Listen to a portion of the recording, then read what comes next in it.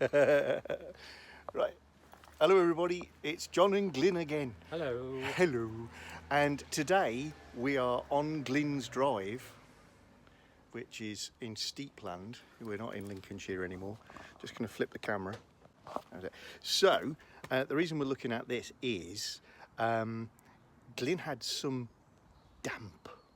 We'll call it with some damp moisture, condensation almost, one would say, yeah. in his car, which accumulated in the footwells. It did. And we'll insert a small clip, I think, now that shows the condensation in his footwells. Just a little bit.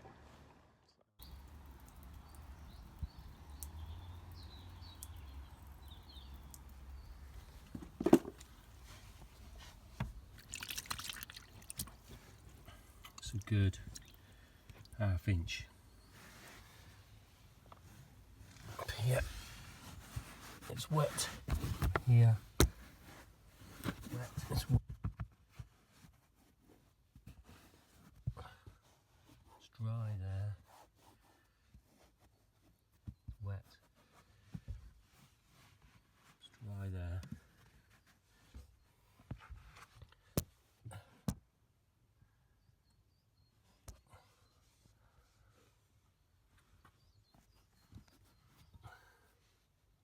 Wet there. It's wet.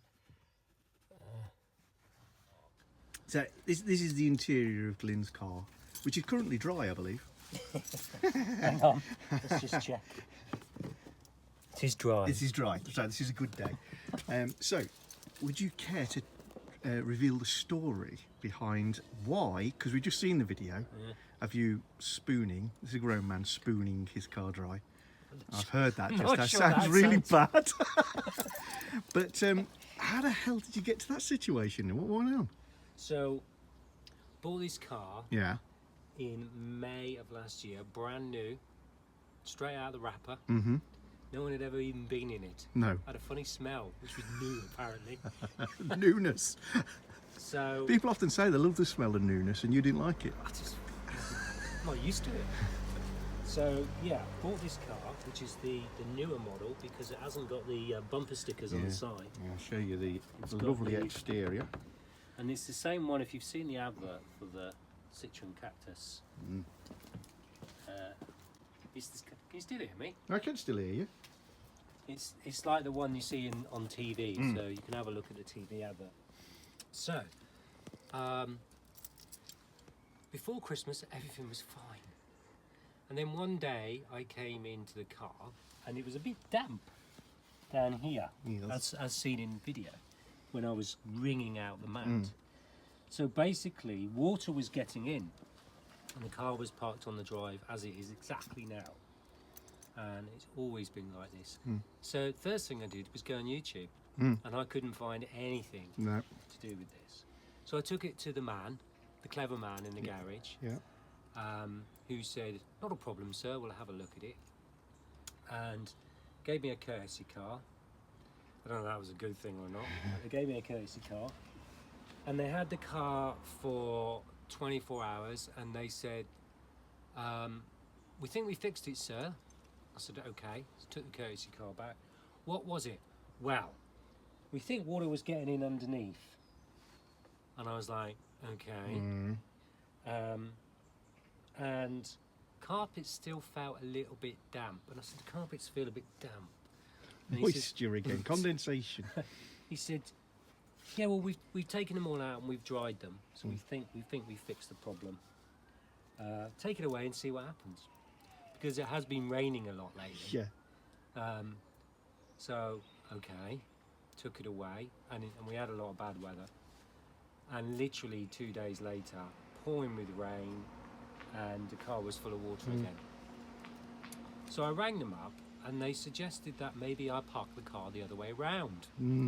It'll be your parking, but would have been the problem. It would have been the fact that I've obviously not parked the car correctly. Yes. And maybe I'd like to put it in my garage. Maybe that's an option for keeping it dry. At which point I said a few words and suggested they take the car back again, which they did. And this time they said we've had the carpets out, we put the power washer over it, and we can't find the problem. We still can't find the problem. So I said, right, okay. So they said, take it away again, and if it does happen one more time, then we'll do something more with it. In the meantime, they said we would contact Citroen and we would ask if there's ever been anything like it ever, and there hadn't been. So then it happened the third time.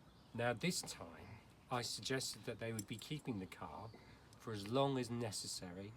Otherwise, I might have to do some serious damage to, well, with respect to writing to Citroen, refusing to take the car back unless it was sorted out. I gave them a USB stick with the video that you've seen on, which I requested to be returned, and I said I would not have the car back. What they did then is they took the dashboard out of the car to try and find the leak. Yeah. And what I got them to do, because they didn't think it'd make any difference, was actually replicate the steepness of my drive.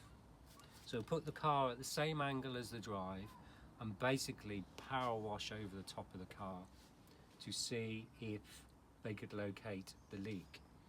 Took all the carpets out, took the dashboard out, and then they found the leak. So, what was said leak? We want to know. This is getting important. So, basically what the story was is that they put it all back together, brand new carpets, brand new mats, gave me it back and said it's fixed. So, what was the problem? There is a design fault with this car. Because it's such a rare car. Yeah. I should point out, I mean, Citroen is not common in some territories, and So some of our viewers might think this is an exotic, but certainly in the UK, this is very mainstream, nice car. I don't think I'm the only one that's got one. No. Maybe I should be. So Where are we looking? the water coming over here, right? Yes. So you'd think, okay, is it coming through there? Mm-hmm. No. No. Is it coming down here? No. No. So water runs off here, and if you can see, there's little U-shaped pockets along here. Yeah. So what's happening? The water's running down here, it's pooling here, Yeah. and basically it rotted that seal. That seal perished Yeah. under here, and the water basically got in through that gap there. And how old is the car at this stage? 6 months old. So 6 months old washer. Yeah. Well, as you know, the UK, it's the most extreme weather in the world. It's like the Utah desert plus the rainforest, so it's no wonder. So basically it got in under here, this washer. Mm. It gone inside the car under the dashboard and run down inside the footwell Yeah. and pulled like a little swimming pool. Now there's another one, can't really see, but there's another one here. Mm-hmm. But there's a runoff for this one, Yeah. so it runs straight into the engine. Yeah. There's another one over here Oh, where there isn't a wiper. where there isn't a wiper, and it pulls. Point in the right spot there. And there's another one here. Which I guess if a right-hand drive car, we are right-hand drive, left-hand Left-hand drive car. cars. So in the left-hand car, the wiper system will be put here. Yeah. This is just like a little bung. So I'm gobsmacked why they have a solid piece of plastic there, why they don't have a grill or a runoff.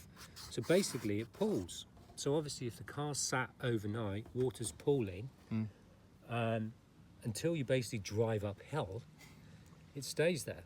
Yeah. So it's a design fault that no one else has ever had. So if you've got a Citroen C4, you get any water, have a look at this. Also, put your finger around it, because it's easily messed with, and you can feel if it's It's perished. not seated properly as well, I suppose. Yep. Like So a big grommet, I guess. it's just a giant grommet, that's all it is. Mm. I've never heard of it on any other Citroen. Like I say, I've looked everywhere for it. I think it's unique. The question, what I'm going to do with it this winter, do I A, park it uphill, Yeah. put it in my garage, Park it on the flat, which is probably about half a mile down the road. Yeah, flat is not really an option where Glyn lives. There's my truck. I'm trying to keep the camera at a level playing field. Yeah, flat is a way away, to be fair. Fallen down the drive, so that's not really an option. I'm looking for suggestions what to do with it. Yeah. I think the answer. I mean, you can either keep an eye on it, and as soon as you get a trace of water, take it back, which is not really the answer. I shall probably cover it now in the winter at night, just to make sure it doesn't happen. And next year, I shall look at buying a different car. Non-Citroen? Possibly not a Citroen, unless they want to give me a free one as compensation. But it just goes to show that even in a brand new car, where everything is all shiny, you can have a fault, and even Citroen don't know about it. And do you know what? I'm an engineer, and I'd worked out it was coming from here somewhere, but they just didn't get it. No. So it took 2 weeks of them destroying the dashboard, which they, by the way, they didn't put back properly, which I had to have some more work done on that before they came up with the answer. So now they've got the answer, I guess. More people will be able to have their cars fixed if they have that problem. But fabulous. That concludes that. So unless you know how to fix it permanently, that's just a bit of a transmit from us. But if you've got a really good idea about how to stop that happening, the only thing I've got is filling up the wells with body filler. Or drilling holes. Or drilling holes and letting it go somewhere on purpose. Then that's the end of that little mission. So I think this concludes the Gassing with Glyn episode. Don't worry, I've got more problems. Oh, he's got a lot of problems. So we'll see you again very soon from the lumpy bumpy lands of down south. Bye everybody. Bye.